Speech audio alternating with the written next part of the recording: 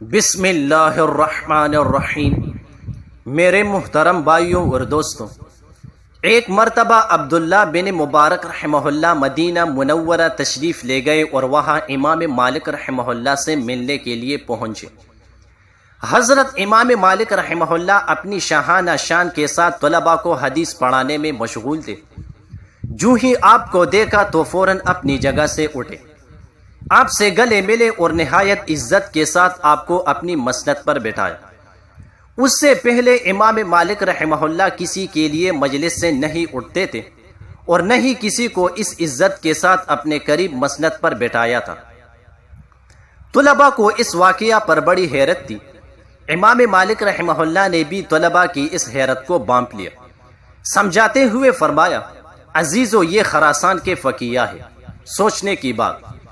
سوچنے کی بات یہ ہے کہ کیوں لوگ حضرت عبداللہ بن مبارک رحمہ اللہ کو دل و جان سے چاہتے تھے اور کیوں آپ پر جان چڑھکتے تھے۔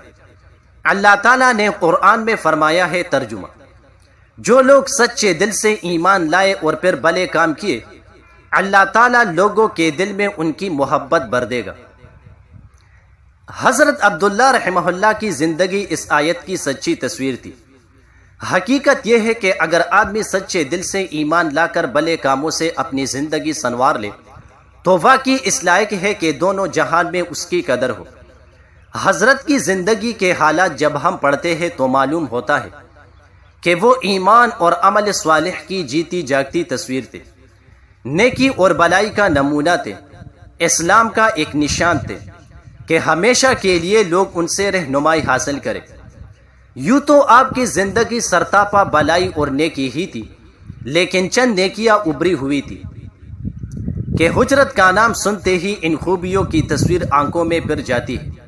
اللہ کا خوف، دین کی صحیح سمجھ، عبادت، حدیث رسول صلی اللہ علیہ وسلم سے محبت، امیروں سے بے نیازی، عاجزی اور تواضع، مخلوق کے ساتھ سلوک، دین کی اشاعت، جہاد کا شوق۔ اللہ کا خوف تمام بلائیوں کی جڑ ہے۔ اس آدمی سے بلائی کی کوئی امید نہیں کی جا سکتی جس میں اللہ کا خوف نہ ہو۔ بری باتوں سے روکنا، اچھے کاموں کی طرف بڑھنا، لوگوں کے حقوق کا خیال، ذمہ داری کا احساس، غریبوں کے ساتھ حسنی سلوک، لیکن دین اور معاملات میں سچائی اور دیانت۔ عرض ہر نیکی کا جڑ اللہ کا خوف ہے۔ قیامت کے دن اللہ کے سامنے پیشی ہوگی، وہ ہم سب سے پل پل کا حساب لے گا، ایک ایک کام کی پوچھ گچھ ہوگی۔ یہ یقین نیکی کی ضمانت ہے۔ یہ یقین رکھنے والا شخص کبھی بھی کسی کو دھوکہ نہ دے گا، کسی برائی کے قریب نہ پٹکے گا، کسی غیر ذمہ داری کی حرکت نہ کرے گا، کبھی کسی کا حق نہ مارے گا، کبھی کسی کا دل نہ دکھائے گا۔ ہر آدمی کو اس سے بھلائی کی امید ہوگی اور ہر حال میں وہ سچائی پر قائم رہے گا۔ اللہ سے ڈرنے والا بڑے سے بڑے خطرے سے نہیں ڈر سکتا۔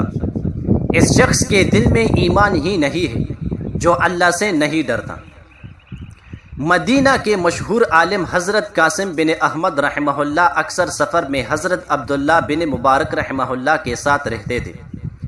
ایک بار فرمانے لگے، میں کبھی کبھی یہ سوچتا تھا کہ آخر حضرت عبداللہ بن مبارک رحمہ اللہ میں وہ کون سی خوبی ہے جس کی وجہ سے ان کی اتنی قدر ہے اور ہر جگہ پوچھ ہے۔ نماز وہ بھی پڑھتے ہیں اور ہم بھی پڑھتے ہیں، روزہ وہ بھی رکھتے ہیں اور ہم بھی رکھتے ہیں، وہ بھی حج کو جاتے ہیں اور ہم بھی حج کو جاتے ہیں، وہ بھی اللہ کی راہ میں جہاد کرتے ہیں اور ہم بھی جہاد کرتے ہیں۔ کسی بات میں ہم ان سے پیچھے نہیں ہیں، لیکن پھر بھی جہاں دیکھیے لوگوں کی زبان پر انہی کا نام ہے اور انہی کا قدر ہے۔ ایک دفعہ ایسا ہوا کہ ہم لوگ شام کے سفر پر جا رہے تھے۔ راستے میں رات ہو گئی، ایک جگہ ٹھہر گئے کھانے کے لیے۔ جب سب لوگ دسترخوان پر بیٹھے تو اتفاق کی بات کہ یکایک چراغ بجھ گیا۔ خیر، ایک آدمی اٹھا اور اس نے چراغ جلایا۔ جب چراغ کی روشنی ہوئی تو کیا دیکھتا ہوں کہ حضرت عبداللہ بن مبارک رحمہ اللہ کی داڑھی آنسوؤں سے تر ہے۔ چراغ بجھنے سے گھبرائے تو ہم سب ہی تھے، لیکن حضرت عبداللہ بن مبارک رحمہ اللہ تو کسی اور ہی دنیا پہ پہنچ گئے۔ انہیں قبر کی اندھیریاں یاد آ گئی اور ان کا دل بھر آیا۔ مجھے یقین ہو گیا کہ یہ اللہ کا خوف ہے اور اس کے سامنے حاضری کا ڈر ہے، جس نے حضرت کو اتنے اونچے مقام پر پہنچا دیا ہے، اور یہ حقیقت ہے کہ اس بات میں ہم ان سے پیچھے ہیں۔ جزاک اللہ۔